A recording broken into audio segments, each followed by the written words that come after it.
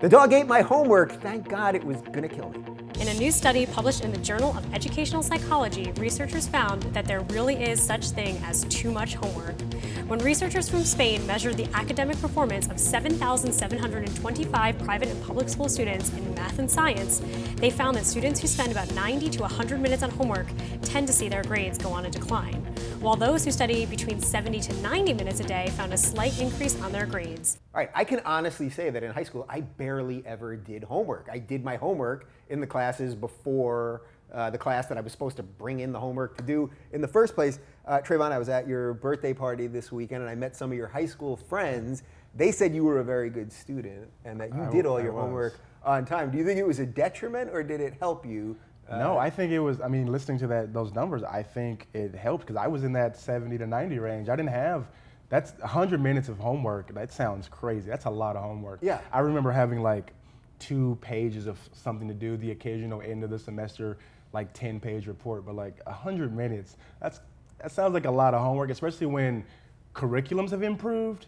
So it wasn't like you had those teachers from like the 90s or like 80s who were like didn't really give a shit about what they were doing in class. Here, take this and go home and do this. Like, yeah, but like now they're actually teaching kids more and teaching them better like curriculums. And so I get why adding 100 minutes of homework on top of that might make kids a little like this is exhausting. Yeah, so I didn't do much. I would do homework in school, as I said, or I'd borrow it for somebody, or so I did figure it out a way. But I was a pretty good student overall. But the idea of this 100-minute thing, or the idea that these teachers feel, or the curriculum forces them to be like, oh, I give this student 45 minutes of work after we leave. Isn't that like an inherent flaw in the teaching process? Like they have these kids. No, you don't think so? They have these kids. They have these kids all day, right? From like 8 to 3 or whatever it is. It's not one teacher that has the kid from 8 to 3. No, but you have that. All right, so you have that kid for an hour. For an hour. Whatever it is, 50 minutes. Yeah, but you get homework from each teacher. No, that's my point. That there's no way of balancing it quite correctly, and then you're just slamming these kids. And growing up also has things to do that you find out about things that aren't in books, right? I completely agree. That's completely true. I think part of the reason that this study is a little bit misleading is that we're pulling out a very small outcome of the study and we're like obsessing over this homework thing. Right. But the truth of the matter is this study was trying to look at the effects of homework overall, and they accounted for all these differences, right? Like socioeconomic status and gender and age and all these different things. And the most salient thing that they found that was more effective than all the other factors combined was prior knowledge. The kids that were already more knowledgeable going in always had higher scores on standardized tests than the kids that weren't. Combine that with how much homework are they doing, how personally driven is the homework, how autonomous is it, all these little like parsing, is it 60 minutes, is it 70 minutes, is it 100 minutes? Those are very small, almost statistically insignificant effects. The most significant effects here were that the kids were knowledgeable and that the kids were self-driven in doing their homework. So I think the thing that's important to remember is that if you're already a shitty student and then you sit there for an hour every day or 2 hours every day staring at the page, it's not going to help. It might actually make you more tired the next day when you go in to take the exam. Right. But if you're a student who's already really into it and you know how to do your homework, it's actually probably going to help if you go home and do independent reading and independent study. Yeah, so where is the school that I was always looking for? The school that you'd go to during the day, and the second you get out of there, they don't want to know anything about you till the next day. And if anything, they tell you to get out there and run around and be outside and play sport. Like, why don't we have more of that? Is that school really going to help prepare you for your... How many times, Dave, do you leave work and literally not think about work until you show up the next morning? Well, now that I have a phone, I think about it all the time. I take my work home with me. We also love what we do, though. I think like the fact that like even when I got here, I couldn't stop watching the news, and not even trying. It's just like a habit, or it's like this is the thing that I'm interested in. So I end up turning it on. I go, what the fuck am I doing? Turn that off. Like, go have fun. This is my vacation.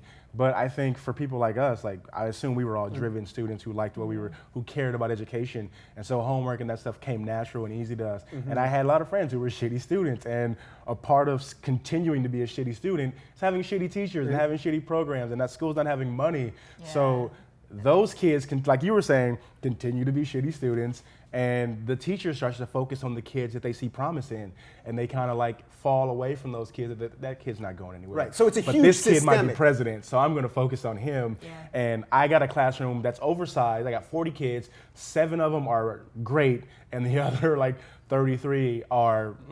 So if I can, with my $30,000 salary, make something out of these 7 kids, I'm going to focus on these 7 kids. Yeah, I mean, that's a really great point, because then it's so systemic that it's not even the teacher's fault in a way. Yeah, it's just they how- can't. They don't have the don't manpower have or the the time resources, or not the at all. So resources. they have to choose between who do I try to like loosely educate this entire class and give them a watered down education, or try to really get something out of these kids that I see potential in, and also try to help these other kids, even though chances are, like I went to school in Compton, so I've seen it all. Like I've seen teachers who didn't give a shit and would just put on a movie, and I've seen teachers who really care. Like part of the reason I got into writing and really focused on it was because I had a teacher pull me aside and say, "You're really good at this. You should focus on this more." And had that not happened, I probably wouldn't be doing what I'm doing, because I was just playing sports and going to class. And think about, Well, you could have been an NBA player, maybe. Well, I had, So it was a little sliver of hope until the knee surgery. Bring us home. Bring us home. and just think about how much culture plays into this. Like you were talking about growing up in Compton, it's not cool to be good at school God, yeah. when you live in these areas. I You- definitely felt that. Yes, Like, you I have was- social pressure to not be into knowing things. I got made fun of for that. Like when Yeah? we talk about, which is so sad, we talk about the fact that we love our jobs and that makes us want to work when we get home.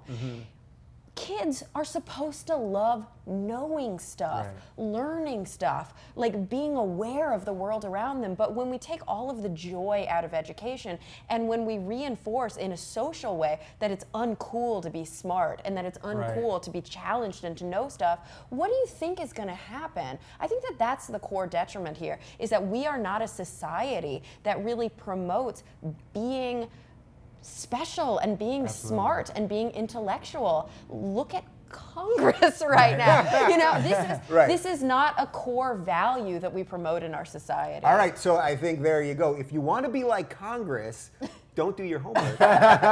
If you want to be like these 3 great people right here, do your homework. Anyway, let us know what you think in the comments right down below.